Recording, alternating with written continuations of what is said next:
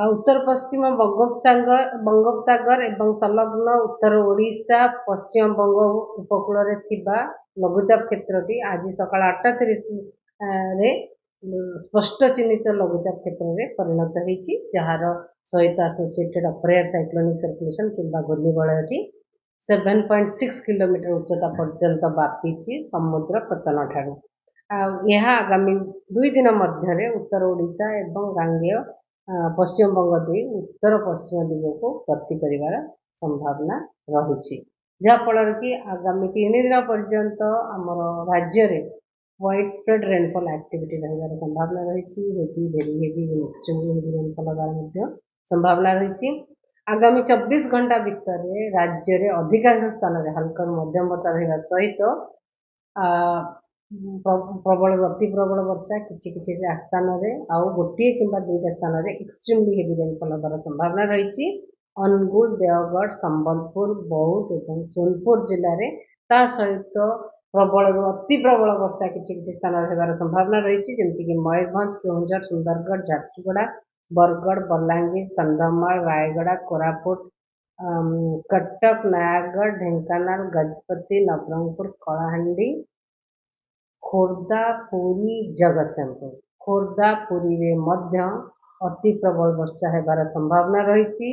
अलगा जिला गुड़िक गोटे कि 2टा स्थान में प्रबल वर्षा होबार संभावना रही पुरी जदि देखा आगामी 24 घंटा मध्य पुरी रे वर्षा लगी हल्का मध्यम वर्षा किंतु किछि प्रबल वर्षार स्पेल से लोक मैंने निजर निजर सुरक्षा करेंगे काली जदि देखा 17 तारीख रे राज्य में अधिकांश स्थान में हल्का मध्यम वर्षा रही संभावना रही प्रबल अति प्रबल वर्षा गोटे कि 2टा स्थान में रही अच्छी जमीक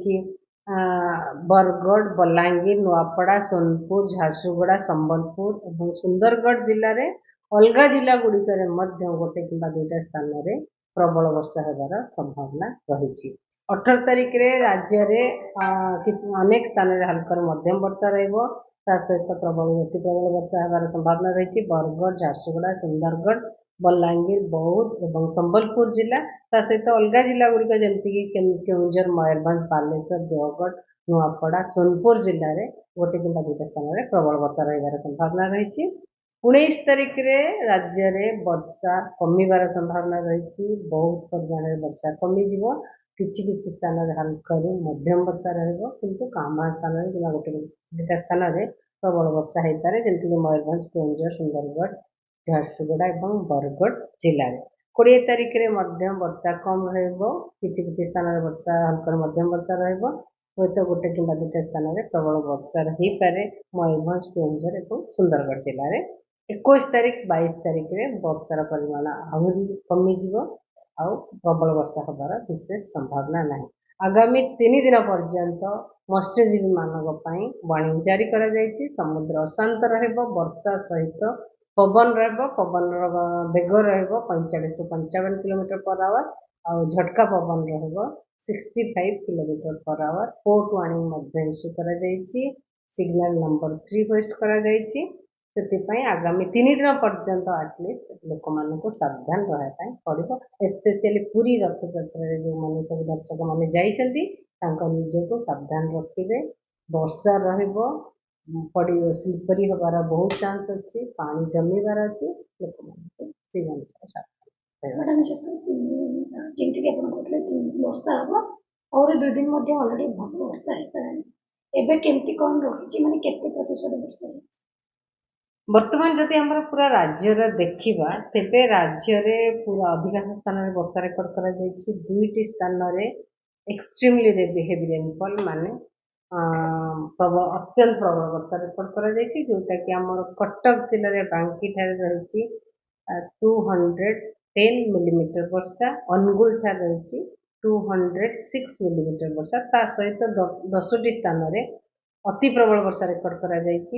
और 69 स्थान में 69 प्लेसेस रे प्रबल वर्षा रेकर्ड करा जदि आज तक आज पर्यंत स्टैटिस्टिक्स आम देखा 1 ଜୁନରୁ ନେଇ 16 ଜୁଲାଇ ପର୍ଯ୍ୟନ୍ତ ତେବେ ଟୋଟାଲ ବର୍ଷା ଆମ ରାଜ୍ୟରେ ହେଇଛି 410.8 କିନ୍ତୁ ନର୍ମାଲ ଭ୍ୟାଲ୍ୟୁ ଆମର ରହିଛି 370.9 ମିଲିମିଟର ଯାହାଫଳରେ ବର୍ତ୍ତମାନ ଆମ ରାଜ୍ୟରେ 11% ବର୍ଷା ଅଧିକ ହେଉଛି। ଡେଫିସିଏଣ୍ଟ କୋଉଠି ନାହିଁ। ଏବେ କିଛି କିଛି 2-4ଟା ଜିଲ୍ଲାରେ ଡେଫିସିଏଣ୍ଟ ଯୋଉଟା ରହିଛି ସେଟାକୁ ଏବେ ଭରପାଇ ଭରଣ ହେଇଛି। ପୁରୀ କଥା ବି ସ୍ପେଶାଲି କହିବ ଆଉ କେତେ ଦିନ ବର୍ଷା ସେଠି? ପୁରୀରେ ଆଜି ବି ବର୍ଷା ରହିବ। ଆଜି ପ୍ରବଳରୁ ଅତି ପ୍ରବଳ ବର୍ଷା ରହିବାର ସମ୍ଭାବନା ରହିଛି। କାଲି ବି ପ୍ରବଳ ବର୍ଷା ରହିବାର ସମ୍ଭାବନା ରହିଛି। 3 ଦିନ ପରେ ପୁରୀରେ ବର୍ଷା କମିଯିବ। ଆଟଲିଷ୍ଟ 2 ଦିନ ପରେ ବର୍ଷା କମିବାର ସମ୍ଭାବନା ରହିଛି। 3 ଦିନ ପରେ ପୁରା କମିଯିବାର ସମ୍ଭାବନା ରହିଛି।